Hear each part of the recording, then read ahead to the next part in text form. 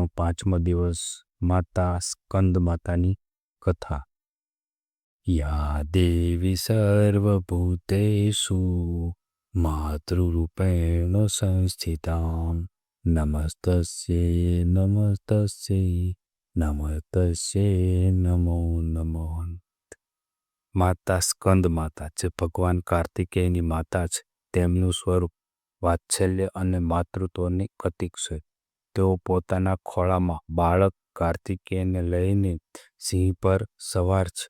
જ્યારે પણ કોઈ ભક્ત મુશ્કેલીમાં હોય ત્યારે તેઓ બાળકને રક્ષણ આપતી માતાની જેમ તેમના ભક્તોનું રક્ષણ કરે છે. મા સ્કંદ માતાની વાર્તા આપણને શીખવે છે કે માતાનું રક્ષણ અને પ્રેમ તુલ્ય છે.